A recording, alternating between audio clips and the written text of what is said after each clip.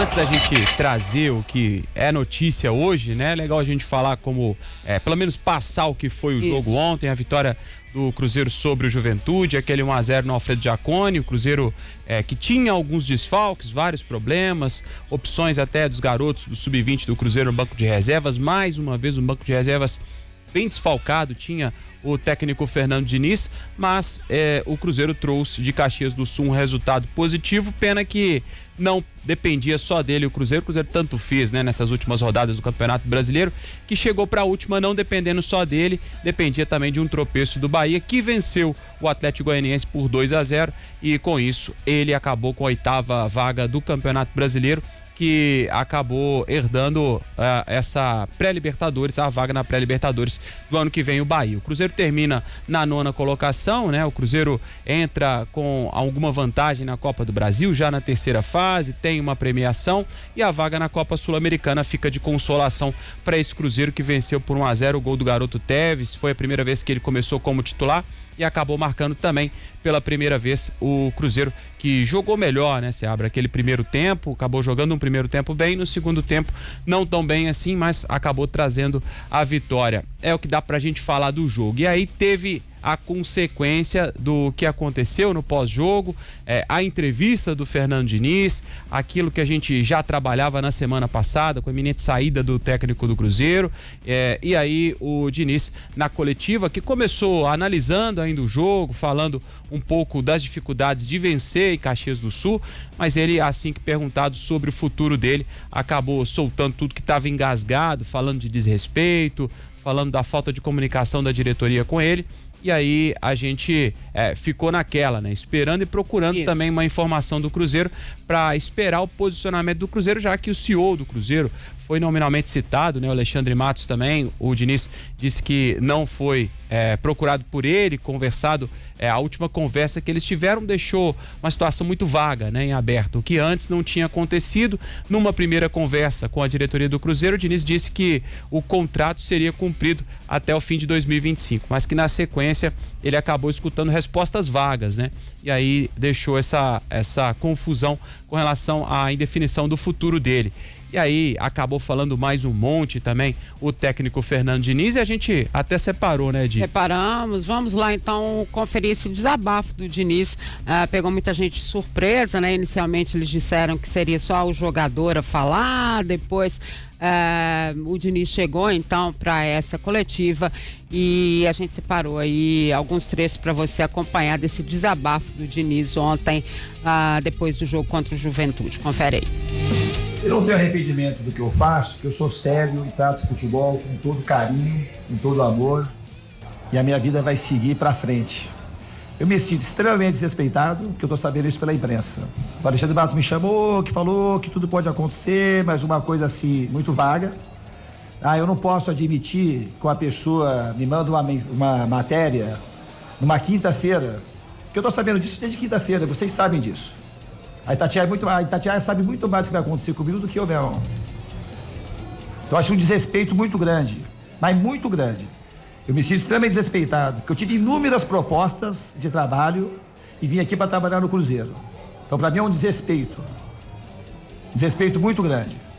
Muito grande mesmo. Que não teve clareza nas coisas. Então, eu estou sabendo assim, eu recebo uma mensagem de quem manda numa quinta-feira pós-Grêmio. Aí na outra quinta-feira, eu já estou sabendo que eu estava demitido na quinta já. Porque foi vocês mesmo que começaram a divulgar, eu não acompanho vocês, não acompanho nada. Mas de tanto falar, com tanta riqueza de detalhes, chegou para mim, o Alexandre Matos falou uma conversa assim, conversa do muro. Se não acontecer nada, então tá tudo certo. Mas eu sou homem para vir aqui e terminar. Eu nunca deixei um trabalho na minha vida. Eu sei daquilo que eu faço, das convicções que eu tenho. Então o trabalho, ele foi bem realizado e teve resultados ruins. Em algumas partidas nós jogamos mal. Poucas partidas nós jogamos mal. E o trabalho do técnico é pelo que o time produz. Se fosse para fazer isso comigo, assim, não devia ter me contratado, eu também não devia ter vindo. Mas eu não me arrependo de fazer, porque eu fiz o certo. Eu vim para a instituição que eu queria vir, que eu tenho um respeito muito grande, joguei aqui e tinha muito mais coisa para fazer. Eu estou falando isso aqui caso isso se confirme, tá? Porque agora ninguém falou que está demitido. Eu acho uma maneira espúria fazer isso aí, com qualquer um.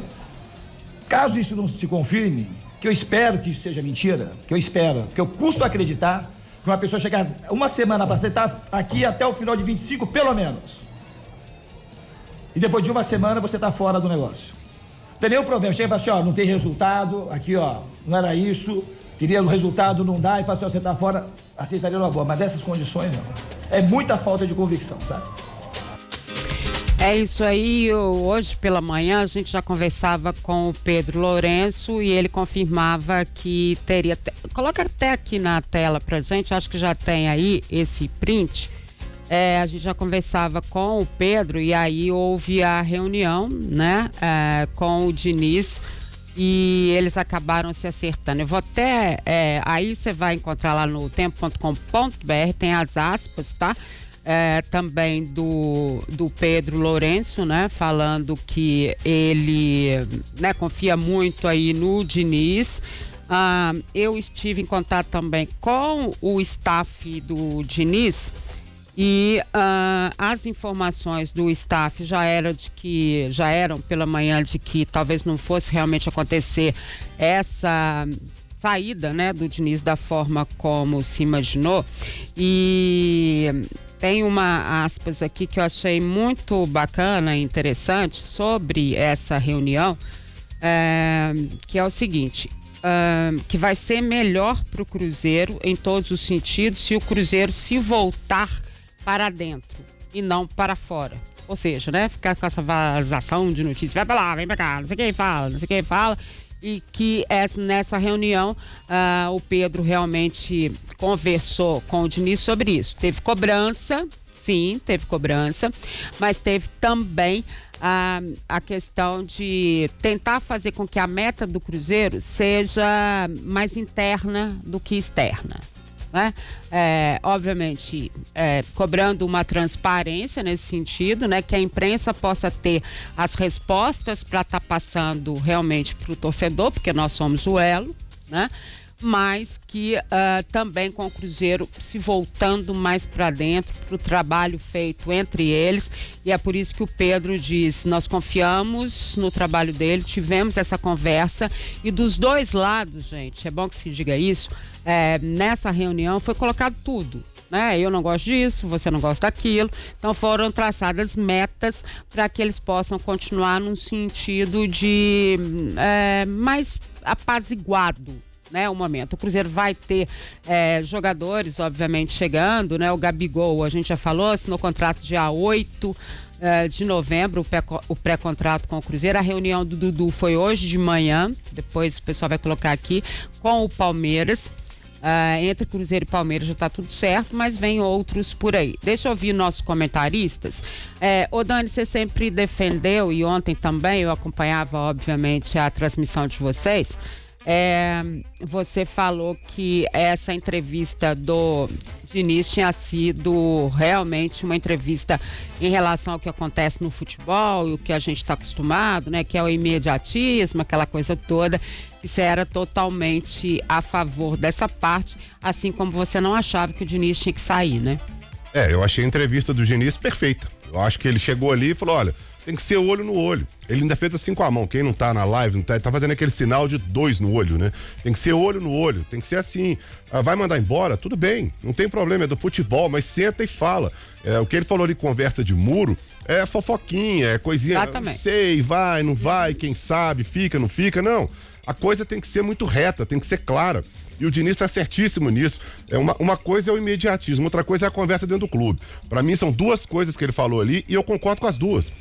Tem que ser olho no olho, tem que ser papo reto, tem que ser fica ou não fica, ponto final, tá certo, é do futebol. Aliás, a gente esperava uma entrevista protocolar, né, do Diniz, pelo que tudo que vinha se falando aí durante a semana, do Diniz sentar ali e falar, olha, obrigado, foi um prazer, obrigado a vocês da imprensa, obrigado ao clube, sigo minha vida, o clube segue, e não foi nada disso.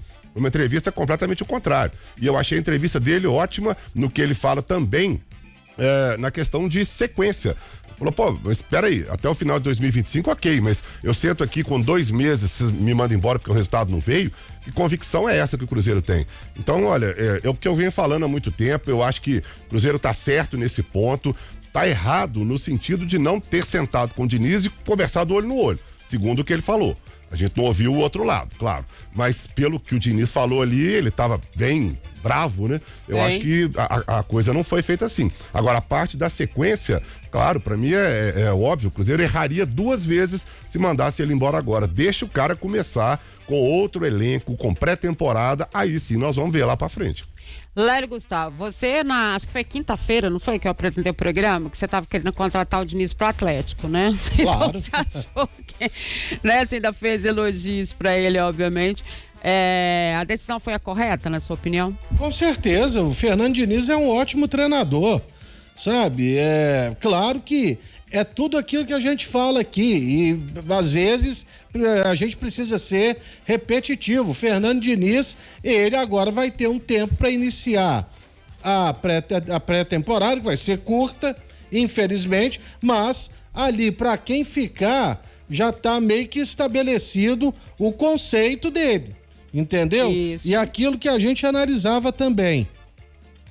Eu acho que houve aí um ganho pro Fernando Diniz, porque quem tava aí de beicinho com ele, falando, porque se não dá pra jogar, eu acho que não vai ficar. Eu tô falando especificamente, assim, do William também, né? Sim. Porque ele expôs isso aí 2, 3 vezes, mais ou menos. Então, vamos ver como vai ficar a situação dele. Já existiu uma situação do Marlon aí, de que existe o interesse do São Paulo, mas ele ganhou a queda de braço. A diretoria tá apostando numa permanência dele agora. Ficou feio também, né? Porque o Diniz citou nominalmente ali o Matos, por exemplo, numa conversa que ele não foi tão firme, dando a certeza de que ele permaneceria no comando do Cruzeiro. E aí quem manda decidiu pela permanência dele, no caso, o Pedro Lourenço. Vamos ver agora qual que vai ser o perfil das contratações pedidas pelo Fernando Diniz e se realmente o Cruzeiro vai ser um novo time em 2025.